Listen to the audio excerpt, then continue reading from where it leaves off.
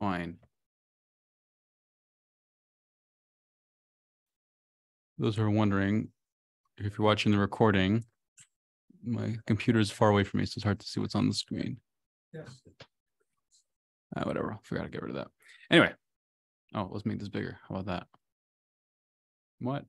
Oh, man. Okay.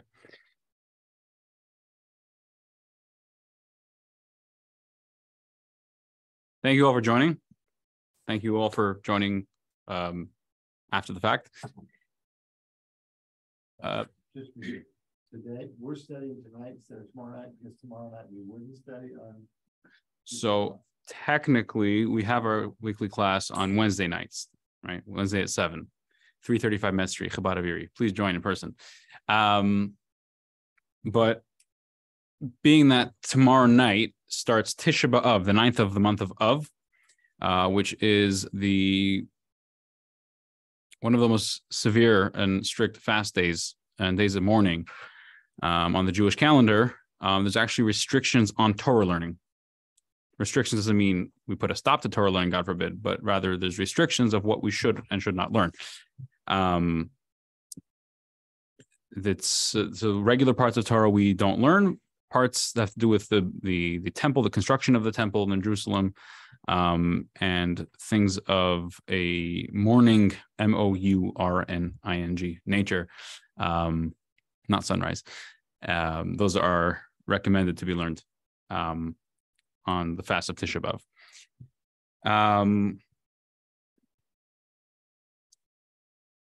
If anybody would like to sponsor tonight's class or a future class in honor of anything, please reach out to me, rabbi@jewisherie.com or 814-315-1344. If I don't answer the phone, just leave a message. I'll get back to you, God willing.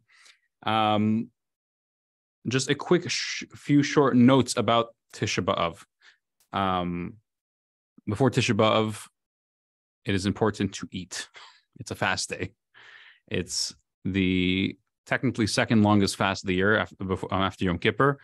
I'll just quickly address a quick misconception which needs to be talked about, but I'm not going to address it now because it's not tonight's class.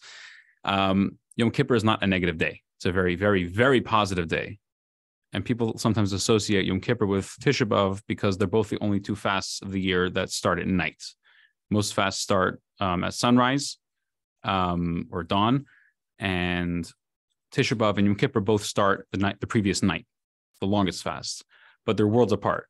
Tisha B'Av is a very negative feeling day, and Yom Kippur is a very, very positive day. But we're hungry, so sometimes we associate the two for some reason. So it's important to eat to have enough energy to be able to fast. And by the way, just reminding everybody, thank you, Barry, for reminding me, there's Post-it notes and pens over here. If you want to take notes or ask questions at the end of class, you'll have the notepad to know what you were thinking. It is customary before the fast starts to eat hard-boiled eggs and ashes. Take a piece of paper, a napkin, light it on fire, and you have ashes, and you dip the eggs in the ashes as a sign of mourning. There are things that are forbidden on the Tisha B'Av, which are similar to Yom Kippur. I say similar, not the same, because, again, they're two very different days, very different natures and feelings. Those things are eating, no drinking, no bathing, intimacy between husband and wife is restricted. We don't wear leather shoes. We wear rubber shoes or sneakers that have no leather on them, Crocs, which are popular nowadays. After Tisha B'Av starts tomorrow night, we have the evening services. I don't know, we're not going to have evening services officially here, but if you pray the evening services, at the end, we sit down on the floor or on a low stool and we read Eicha. It is one of the 24 books of the Torah, Lamentations in English.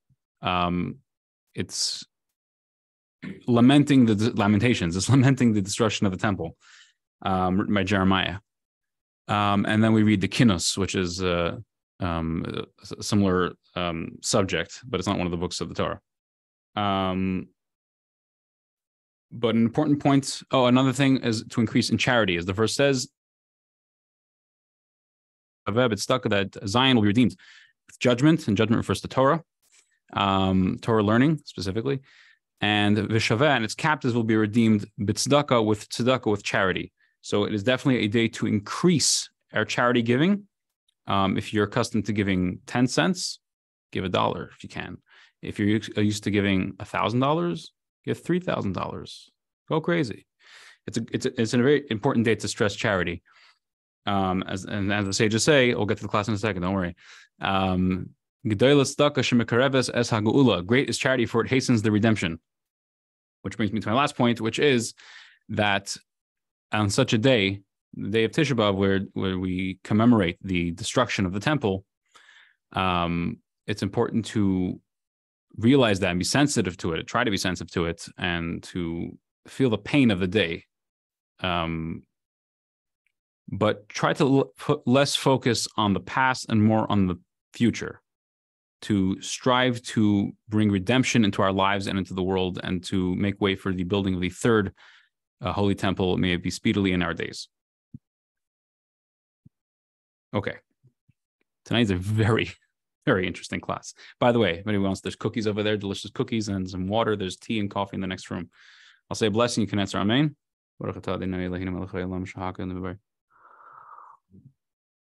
Okay. Oh, let's start with charity. We're talking about charity. Let's start with charity. You grab a coin. I think we get more. Why not? There's a coin right there. Okay. And you pass it over this way. Okay. People like this kind of subjects. It's there's a lot of stuff surrounding the subject. Okay. Chasing the lost ark. The ark of the covenant. We'll get to it in a second.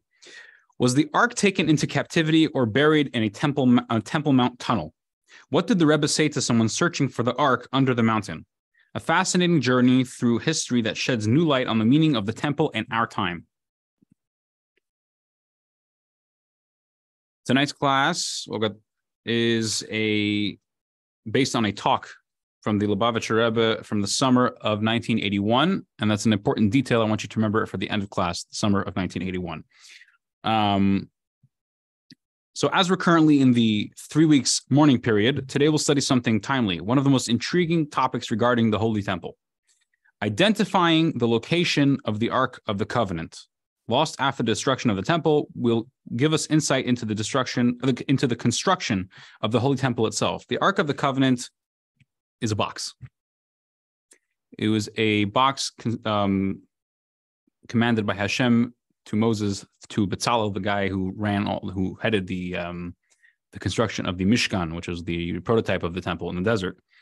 So he built the ark, which is really 3 boxes. There's a gold box inside, there's a wooden box in the middle, and then the outer box is made of gold. The cover is also gold, solid gold. It was a handbreadth thick, and it had 2 angels, or in Hebrew it's cherubim, in English I think they're called cherubs. Yeah, I make that up. Cherubs. And they faced each other. And this ark carried within it a few things, actually. It carried the original set of tablets, which Moses had brought down from Mount Sinai, which he broke. The broken pieces were in there, as well as the unbroken tablets, which were the second set of tablets. The holiest object, literally, in the temple and the world, really. In fact, the room it was in was so godly that it didn't make any sense. The physical room didn't make any sense. It was almost like one of those weird, not haunted houses, but what are they called? They play like mind tricks on you when you go to those places. Anyway, in short, the ark was in the middle of the room, and I believe it was 2.5 cubits. A cubit is a biblical measurement, an amma in Hebrew. I think it was 2.5 cubits wide. The room itself was 10 cubits wide. Okay. So if you do the math, there should be altogether 7.5, split 7.5 into, what is that? 3 3/4, right? 3 3/4. 3 3/4. Huh? 3 and 3 is 6. Yeah, 3.5, 3 3/4. 3 3/4. There should be 3 3/4 cubits on both sides. However, if you measure one side of the ark to the wall, you got 5 cubits, and you got one side of the ark to the wall, it was 5 cubits. And you measure the ark, it was 2.5. So if you measured the room, there was no ark in it. But if you measured the ark, which was sitting right in front of you, you would get the ark. Let's get into this. The journeys of the Ark of the Covenant. The Ark of the Covenant, also known as the Ark of God or the Ark of Witness, is the box where the two tablets were kept. This box, or ark, or aron in Hebrew, was plated with gold and decorated with a gold trim. It was kept in the Holy of Holies in the Mishkan and traveled along with the Jews during their journeys in the desert.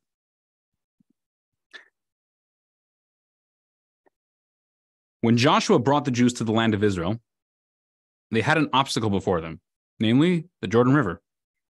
At God's word, Joshua performed a miracle similar to that of the splitting of the Sea of Reeds. He tells the priests who were carrying the ark to go ahead, go forward.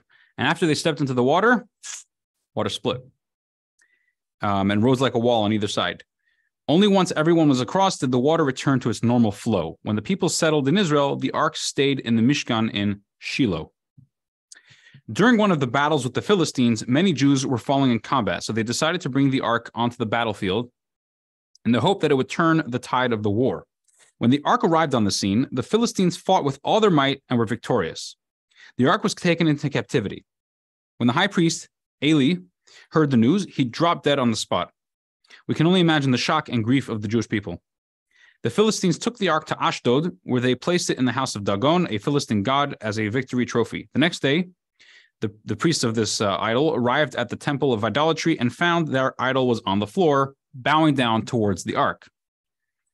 They lifted it up and put it back in its place. The next morning, they found it on the floor facing the ark, its head and its hands cut off and placed on the doorstep.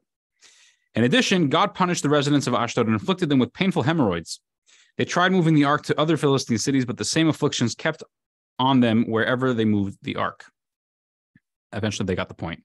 So after 7 months, the Philistines finally decided to return the ark to the Jews and rid themselves of its effects. They placed the ark on a brand new wagon pulled by 2 cows and laden with gifts and sent it in the direction of Israel. The Jews were beside themselves with joy, seeing the ark return without a fight or even a negotiation. The ark's final stop was Jerusalem, the holy city. King David brought it to the city with great joy and fanfare. When his son, King Solomon, built the temple, he placed the ark in the Holy of Holies, in Hebrew, the Kodesh HaKadoshim, where only the high priest may enter and only once a year on Yom Kippur. The fate of the ark after it was moved to the temple is technically unknown. It does not appear on Nebuchadnezzar's list of loot, the king who destroyed the first temple, nor is it listed among the vessels that Koresh, king of Persia, returned for the building of the second temple. So what happened to it? So the answer and the meaning behind the ark we'll learn in tonight's class. Okay, we're going to learn a multi-way argument in the Talmud about the current status or location, really, of the Holy Ark. And it's going to get very, very interesting. So we're going to start. Where is the Ark of the Covenant? You're following this in your curriculum. It's on page 3. Exile to Babylon. Source 1, Chronicles 2, chapter 36, verses 5 through 10. I get stuck on these names as they're written in English, so I'm going to just say them as they are in Hebrew. I hope you could follow along. Jehoiakim was 25 years old when he became king. He reigned 11 years in Jerusalem, and he did evil in the eyes of the Lord his God. Nebuchadnezzar, the king of Babylon, advanced upon him and bound him in copper chains to bring him to Babylon. Nebuchadnezzar brought some of the vessels of the house of God to Babylon and placed them in his palace in Babylon. Jehoiachin, not Jehoiakim, Jehoiachin, his son, reigned in his stead. Jehoiachin was 8 years old when he became king. Imagine, 8-year-old king. He reigned 3 months and 10 days in Jerusalem, and he did evil in the eyes of God. At the end of the year, King Nebuchadnezzar had him brought to Babylon with the precious vessels of the house of God, and he made Zedekiah or Tzidkiah, his brother, king over Judah and Jerusalem. Okay. Source 2, Talmud, Tractate Yoma, page 53, side B. First opinion. Rabbi Eliezer said, the ark was exiled to Babylon. As the verse states, at the return of the year, King Nebuchadnezzar had him brought to Babylon with the precious vessels of the house of God. The precious vessel was none other than the Ark of the Covenant. Rabbi Shimon ben Yochai said, likewise, the ark was exiled to Babylon. As the verse states, behold, the time shall come when everything in your palace and what your fathers have stored up shall be carried off to Babylonia. Nothing shall remain, said God. This includes the 10 commandments that were inside the ark. They were also taken. So Rabbi Eliezer and Rabbi Shimon are of the opinion that the ark was taken to Babylon by the wicked king Nebuchadnezzar. Although it was not specified in the list of vessels taken, they infer from the verses that it too was included in these items.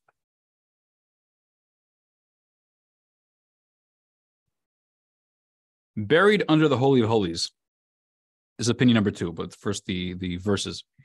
Source 3, Kings 1, chapter 8. The book of Kings describes the dedication of the temple and the placement of the ark in the Holy of Holies. All the men of Israel gathered around King Solomon at the feast of the month of Etanim, the 7th month. All the elders of Israel came, and the priests took up the ark. They brought up the ark of God and the tabernacle of meeting and all the holy vessels which were in the tabernacle, and the priests and the Levites brought them up. The priests brought in the ark of the covenant of the Lord to its place into the sanctuary of the house, the most holy place, under the wings of the cherubim, or the cherubs.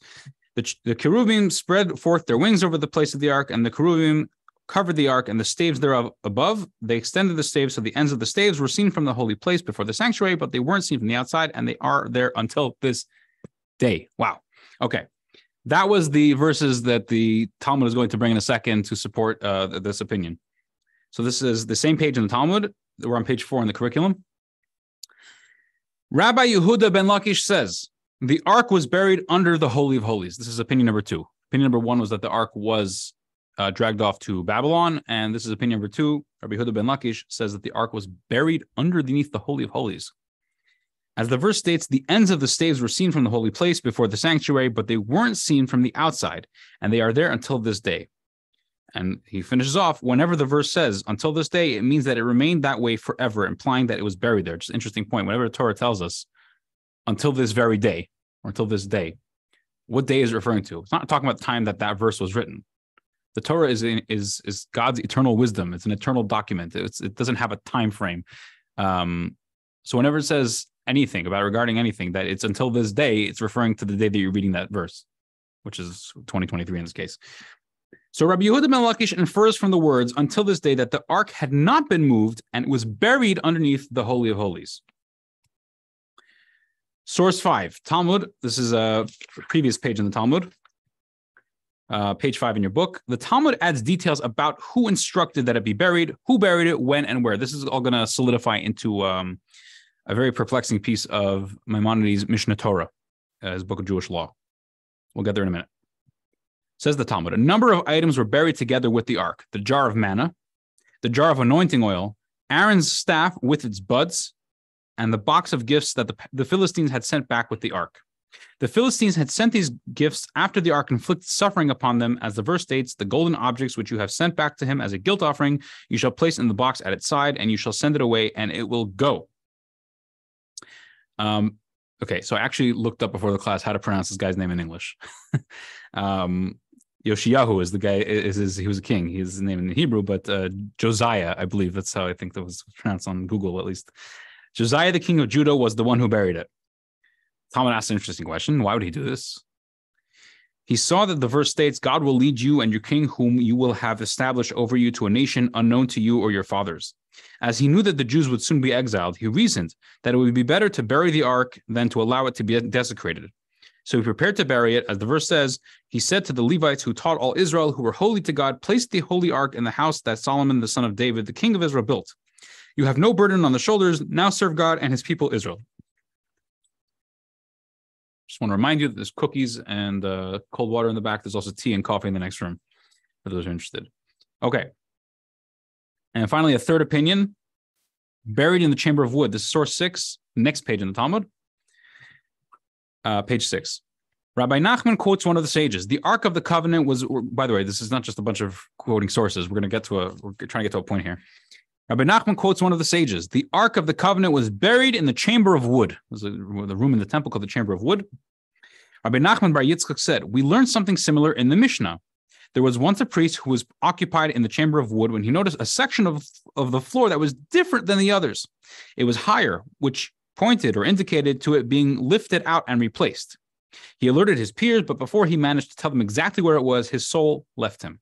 It was certain that the ark was buried there and it wasn't meant to be revealed.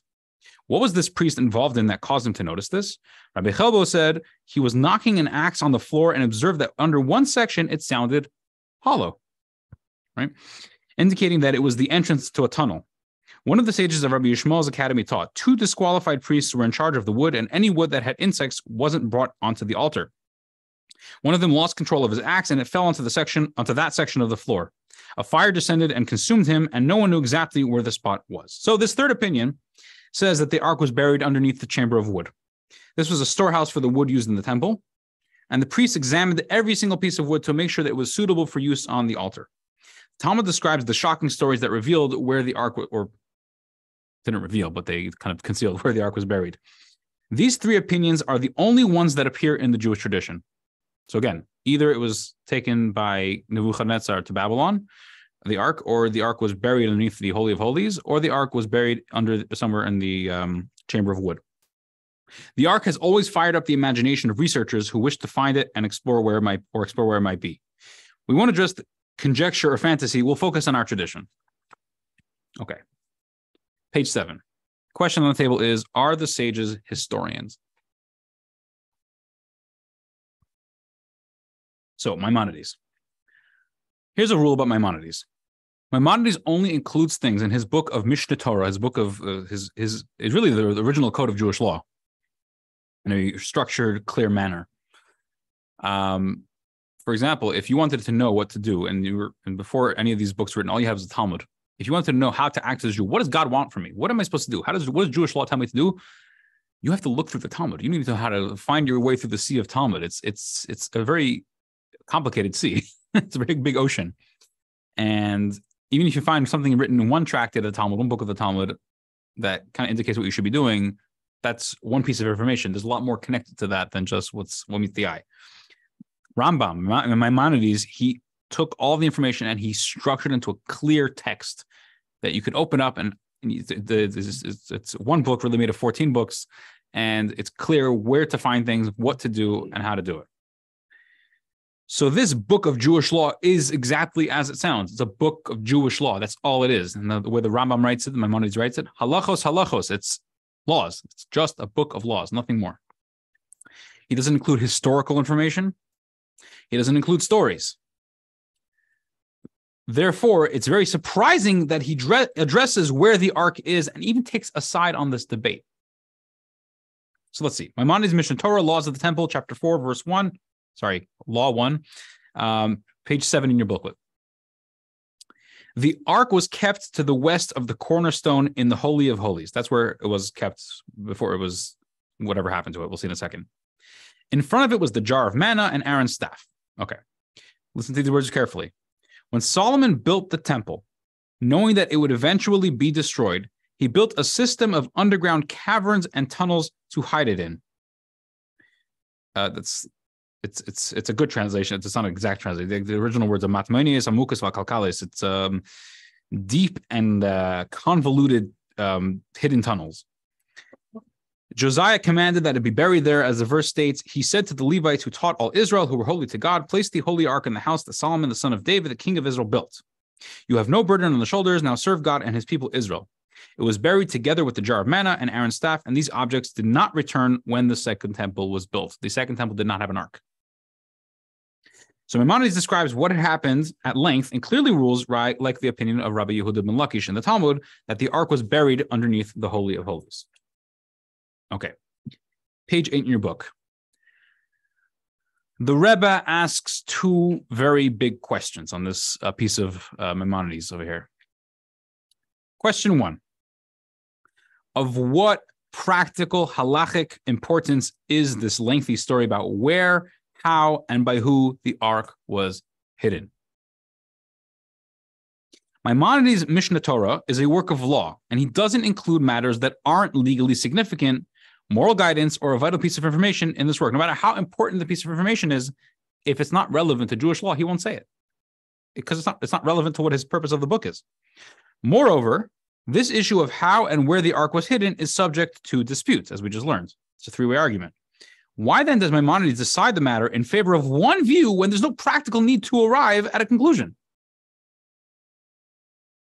Question 2. The Torah states that the ark holding the tablets must be in the Holy of Holies. The existence of the ark in the Holy of Holies was also important for the service of the high priest on Yom Kippur. How then can it be that King Josiah hid the ark and its cover? As a result, the Yom Kippur service was incomplete for many years, because the offering of the incense, sprinkling of the blood on the sacrifice, etc., had to be done on the cover of the ark. So, question 1. Why does somebody who's writing a book of Jewish law, and he's very, very clear about it, he's writing a book of laws, it's just laws, that's all it is. Why is he engaging in questions of history and even taking a side on historical debate? It's not relevant to his text, seemingly. 2, what gave King Josiah or King Yoshio the right to, move the ark and bury it, which would affect the temple for years to come? The temple was destroyed a number of years after this king hid the ark, and the second temple was rebuilt, and it lasted for 420 years. For 420 years, there was no ark in the Holy of Holies. Who gave him the right to do that? Okay, section C, an alternate Holy of Holies. This is where it's going to get juicy. Page 9 in your booklets. The Rebbe explains that Maimonides isn't stepping into the field of archaeology. He's not becoming a historian. Rather, he's ruling on an important legal issue, a matter of Jewish law. What's that? So, a decision of law regarding the Holy Temple. When Maimonides writes that, quote, when Solomon built the temple, he built a place in which to hide the ark. Okay, when Solomon built the temple, he built a place in which to hide the ark. His intention is not to clarify where the ark was hidden as a matter of history. He's not telling you a historical fact, or in this case, it's part of a debate. So he's not citing an opinion, because this would have no practical halachic importance. Rather, Maimonides intends with this to teach a law regarding the construction of the temple. He's teaching us how the temple was built. The burial of the ark in a hidden chamber was not just something done out of necessity when there was no choice. From the outset, it was specified that the ark has 2 possible locations in the temple. A revealed place in the Holy of Holies. B, a hidden location underneath the Holy of Holies. This second location was also part of the initial plan for the temple. In other words, we have to shift our perspective and understand what Rambam, what Maimonides is telling us here. It's incredible. King Josiah hid the ark underneath the Holy of Holies. The way we've been looking at that is he took it out of the temple and buried it underground. But when King Solomon, this is what Maimonides is telling us, when King Solomon built the temple, he built it initially as part of the construction plans to build these tunnels underneath, so that there's a place for the ark. These tunnels are not a separate outside area of the temple. This is part of the temple. In fact, it's not a part of the temple, it's part of the Holy of Holies. In other words, the Holy of Holies has 2 parts to it. There's an open and revealed part, the regular Holy of Holies, which we all talk about. And the second part, which is a hidden location underneath the ground. But even while it's underground, it's still within the Holy of Holies. Page 10. The allusion at the temple dedication. The Rebbe cites this idea from an earlier commentator, the Tosfos Harash, the Rush. The Rush is one of the pillars of Jewish law. There's 3 pillars, the Rif, the Rush, and the Rambam. Rabbi Yitzchak Alfasi, right? Yitzchak? Yeah. The Rush, Rabbi Asher, and Rambam, Maimonides. All of Jewish law is built on these 3 giants. So the Rush says in his commentary on Horayot 11a, Horayot. It was buried, as the verse states, he said to the Levites who taught all Israel who were holy to God to place the holy ark in the house that Solomon, the son of David, built, etc., etc., etc. The verse indicates that he instructed it to be buried. It is apparent from here that when Solomon built the temple, knowing that eventually it would be destroyed and the Jews would be exiled, he built a subterranean space to hide the ark from the hands of the nations. This is what Josiah meant by the house that Solomon built. When Solomon said, I will make a space for the ark, he meant this space, this place. Most people didn't know its location. Only select priests and Levites, like you, knew it and passed it from generation to generation. You're not going to tell us, right? Passed from generation to generation. That is the meaning of the verse. To the Levites who taught, mivinim is the Hebrew word. They taught all Israel. Those who understood, mivinim, they understood the secret and they knew its place. So the Rush points out something fascinating. When Solomon blessed the Jewish people at the temple dedication and referenced making a place for the ark, he didn't mean the Holy of Holies. That wasn't the place he was referring to. He was referring to an alternate secret location that only select individuals knew about. It was all planned well in advance and even openly alluded to, but only the inner circle knew where this location was. Josiah instructed the priests to hide it in the house that Solomon built. They didn't need to create a new space. It was already built by Solomon. As we see in the source 9, Kings 1, then Solomon said, God said that he would dwell in the thick darkness. I have surely built you a house to dwell in and a place for you to dwell in forever. I have set there a place for the ark, which houses the covenant of God, which he made with our fathers when he brought them out of the land of Egypt. So just like the White House, no politics, but just like the White House has an underground bunker from which the president and his staff can run the country during a crisis, God forbid, the temple also had a similar thing. When Solomon built it with divine inspiration, he added an alternate Holy of Holies, where the ark could be kept during a time of need. Says the Rebbe, page 11. This means that the hiding away of the ark wasn't extraneous as a language of extra, to the temple, a step taken in order to protect the ark when necessary. Rather, this was part of the laws of the temple construction itself. Just as the temple required of Holy of Holies to house the ark in a revealed form, it also needed a hidden chamber in the Holy of Holies to house the ark in a concealed form. This guaranteed, listen to these words, this guaranteed the eternal state of the Holy of Holies because the ark was an integral part of it, as discussed, not in this class, but it was discussed earlier in the Rebbe's talk. When Maimonides discusses the hiding of the ark, he isn't speaking only about its historical fate, but clarifying a law in the temple construction.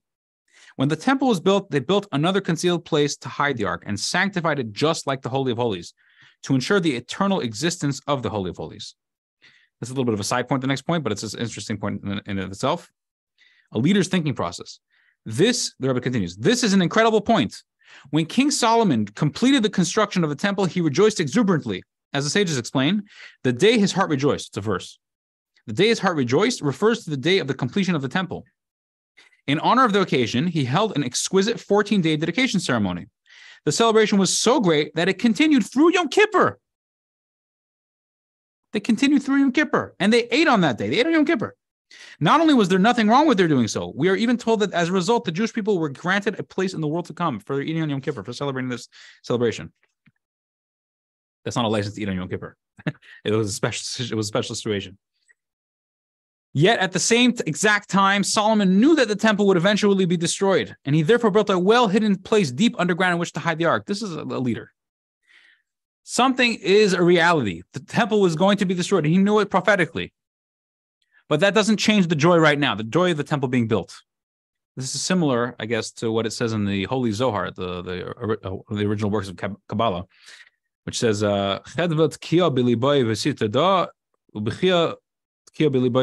which means that there's a certain reality that one should and could have within themselves of having joy wedged in your heart on one side and crying bitter tears wedged in your heart on the other side, to be both spiritually joyful and spiritually crying at the same time.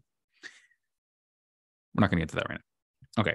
Proof from the ceremony. To prove that this wasn't a temporary emergency measure, but a pre-planned idea, Maimonides points out that the hiding of the ark was done ceremoniously by the Levites. I'm sure Barry was there, following Josiah's command during peacetime when the temple was not in danger. Here's the idea. Page 12. To show that the burial of the ark in this place was not a necessary evil, but a part of the original design, Maimonides explains that the ark wasn't hidden away at the time of the destruction of the temple when there was no choice. It wasn't like the temple was being destroyed. It's like, oh no, what are we going to do with the ark?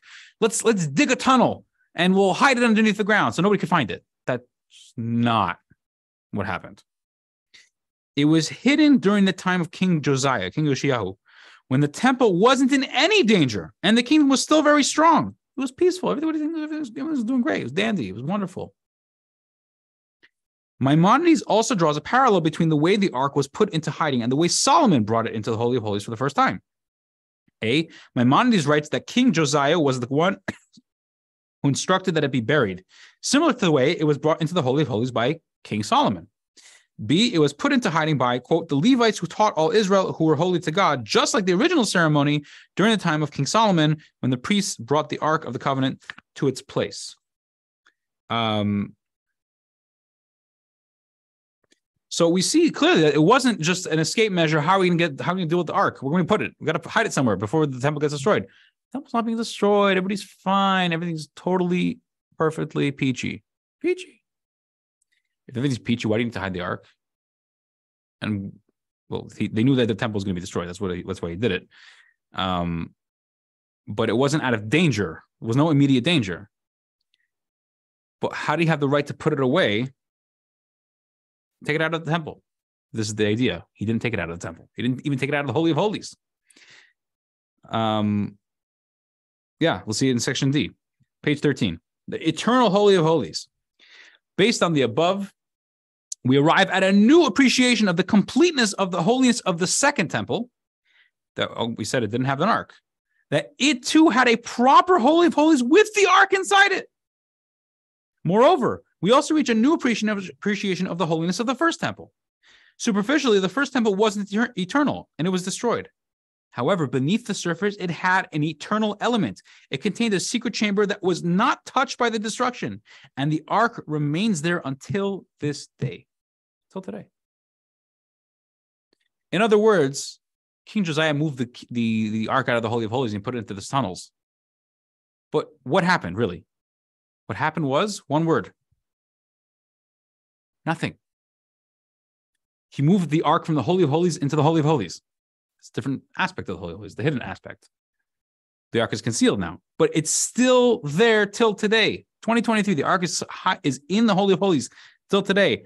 And in this sense, this element of the temple was never destroyed because it can't be destroyed. It's the essence of the temple. Three temples are one. We also now, says the Rebbe, have a deeper understanding of the connection between all three of the temples. The three temples aren't separate, unrelated edifices. At their core, they are one temple. The second and third temples aren't new. In a key element, they are reconstructions of the first and second temples. All the way back at the time of the construction of the first temple, an eternal element was established for the second and third temples. According to Maimonides, supported by the Rush, Solomon built a secret underground space as an alternate location for the ark. This means that the Holy of Holies was never destroyed, and the second temple was connected to the first and will soon be connected to the third temple, maybe speedily in our days. We're not done yet. If so, the main part of the first temple, the Holy of Holies, is eternal, everlasting. It was never destroyed, never will be destroyed, and never can be destroyed.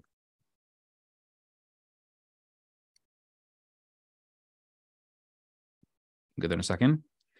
This might explain the huge, if you look in your books, we're done, but I have more to say. We're going to end up with a very, very riveting story, a little bit dramatic, but it's connected with this whole topic in a very direct way, actually. This might explain the huge interest around the Temple Mount in Jerusalem. Throughout history, nations and religions have fought over this place, sacrificed their lives for it, and even today, the slightest movement at Temple Mount, at the Temple Mount there draws international attention. Why? it's a mount. It's a little mountain. Like what's the big deal? The Western Wall is a place visited over and over. Unlike other historical sites where visitors marvel and move on, people return to the Western Wall, time and time again. Why? Because the Western Wall is not just a historic site where the temple once stood. And I'll even go as far as to say that the Western Wall is not a historic site where the temple once stood. It is still standing. The Holy of Holies is still in existence. With the Ark of the Covenant and the tablets Moses received at Sinai, this great holiness is what draws people there like a big, powerful, godly magnet. Here's the story. After today's entire class, what did we learn? We're walking away with this idea. The Ark is still currently in the Holy of Holies, not the revealed Holy of Holies where the Kohen Gadol, the high priest, would go in on Yom Kippur, but under the ground, the hidden part of the Holy of Holies. So it's still there. So we know where the Temple Mount is. It's not that big. We have a lot of technology. We have metal detectors. We have sonar stuff and stuff that we can use to find things. Why doesn't anybody look for the Ark?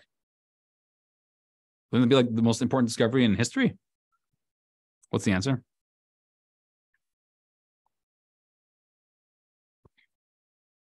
Why don't they look for the Ark? Simple. They already tried. Let's see what happens. 1969.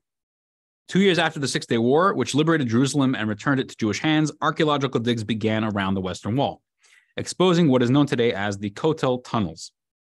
The person behind this effort was a Rabbi Getz. I know his name. I have his name here somewhere. 1 second. Give me 3 seconds. This is his full name.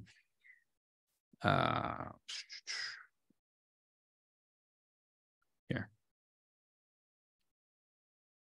Rabbi Meir Yehuda Getz. Okay. He was a Tunisian-born rabbi who had served in the IDF and whose son had been killed in the Battle of Jerusalem during the Six-Day War. He served as the rabbi of the Kotel, and he dedicated his life to researching and preserving the honor of the holy sites. 2 years later, 1971, a closed gate was found during the excavations and was identified by Rabbi Getz as the priest's gate, the gate of the Kohanim. This gate, according to his assessment, served as an exit from the Temple Mount for priests who had become ritually impure. Couldn't be in the temple, they had to leave as soon as ASAP.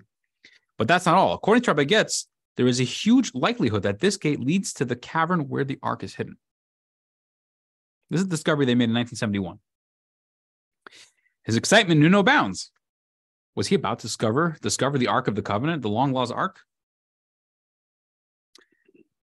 Several years passed before Rabbi Getz decided to break through the gate. The decision to enter such a holy place could not be taken lightly. This is a major deal. And he had to consult with other rabbis, leading authorities in Jewish law. He posed this fateful question to the Lubavitcher Rebbe, writing him a letter detailing the issues. The Rebbe's unequivocal response arrived soon after.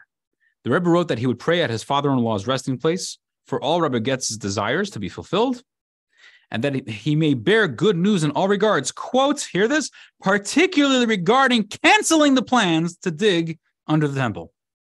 The Rebbe didn't encourage him or suggest that he stop. He just said, as a matter of fact, I hope you bear good news soon. You let me know the good news that you're going to cancel this plans. Further in the letter, the Rebbe again warned to, quote, guard the holy place from being tampered with, not even doubtful parts. You must be afraid of the one who warned about the temple sanctity, about Hashem. The answer was resolute. Do not breach the gate. Rabbi Getz accepted the Rebbe's opinion and canceled the dig. Of course, that's not the end of the story. Years passed. 10 years, actually. It's 1981. Remember what I said in the class? Pay attention. 1981. Rabbi Getz receives a phone call from a panicked engineer. As a result, by the way, this story, I believe, is based on the personal diary of Rabbi Getz. As a result of the excavations, a wall collapsed near Warren's Gate, close to the western wall. Behind the wall, a huge cavern was revealed, its floor covered in water and mud. Rabbi Getz describes his emotions at the scene in his diary. I sat for a long hour, motionless, with tears streaming down my face. Eventually, I gathered my strength and entered and read the Tikkun Chatzot prayer. Overcome with emotion is a code word for I'm so overwhelmed and so excited about this, I forgot what the Rebbe told me 10 years ago. Rabbi Getz decided to penetrate deeper inside the tunnel and try to find the Ark of the Covenant. The water flooding the area needed pumping and delayed the excavation. The process took time, and during that time, rumors began to spread. The secret became public information. The incident exploded and was leaked to the media. The Arab world was up in arms. They began inciting violence in Israel.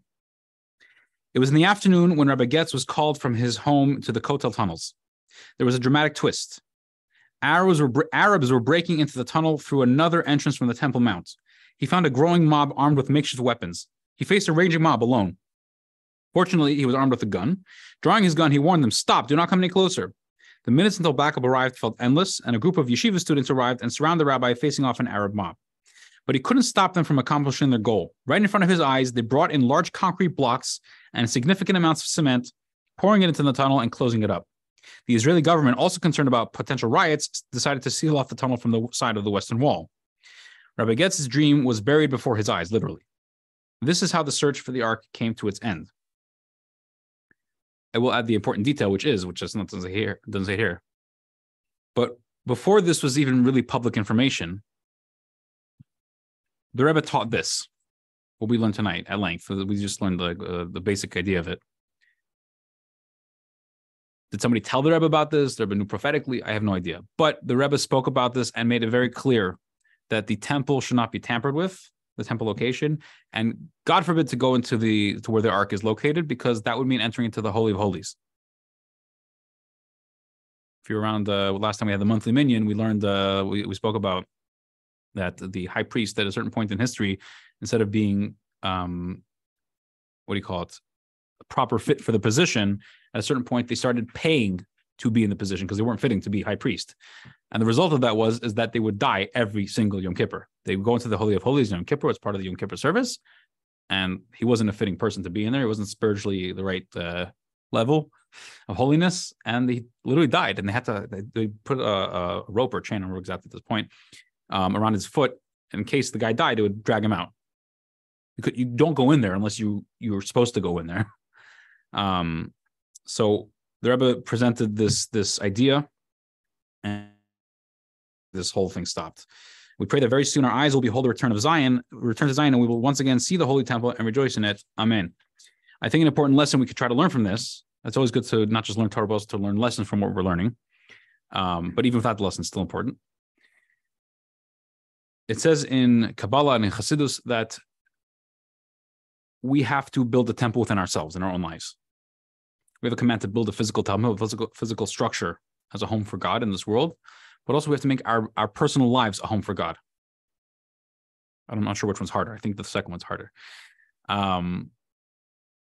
Making yourself from a coarse, self-oriented human being into a dwelling for the creator of the universe is not a simple task, but we're given the ability to do it. When we learn Torah and we do mitzvahs, and we try to shift focus on the important things in life. Sometimes we can have destruction. Sometimes our temple can be destroyed. We're trying to build up. We're trying to be better Jews. We're trying to learn more Torah, do more mitzvahs, be kinder, give more charity. And things fall apart. And we can fall really low. Really bad things can happen. We can really, really mess up badly. But we need to know that the essence of the temple cannot be destroyed. Just like the ark in the Holy of Holies is around till today, because it can't be destroyed. It will never be destroyed. The Pinta L'Yid, the Jewish spark that every Jew has, is indestructible. It can't be touched. It can't be maimed. It can't be harmed. It can't be messed with. It's always there. That's our connection. Every Jew has a connection with God that is untouchable. It's unseverable. It just is. Doesn't matter if you're a big holy Jew or you think of yourself as the most rotten creed on the face of the earth. It doesn't matter. Every Jew has this spark. Every Jew is connected to God above in the most literal way. And that can't be destroyed. And we have to tap into that and allow it to affect our lives in our regular lives, day to day. Questions, comments, jokes, stories?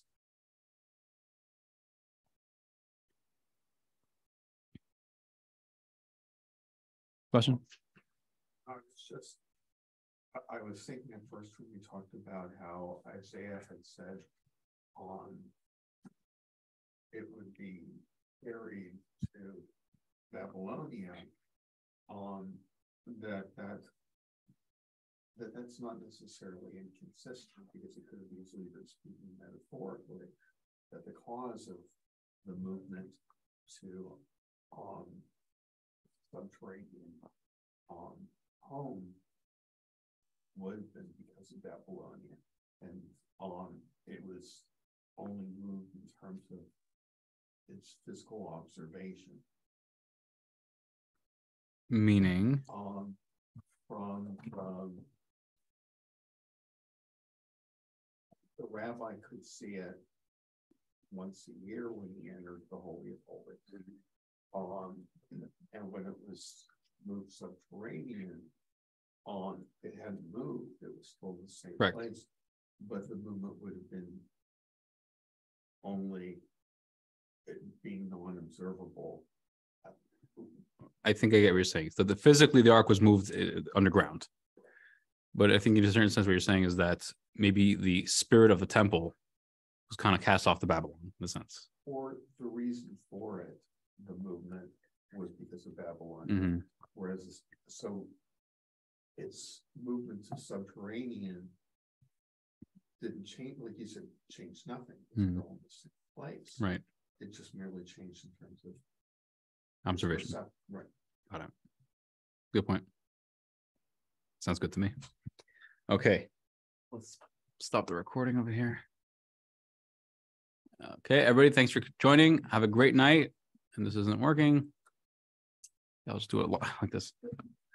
One last question. Sure.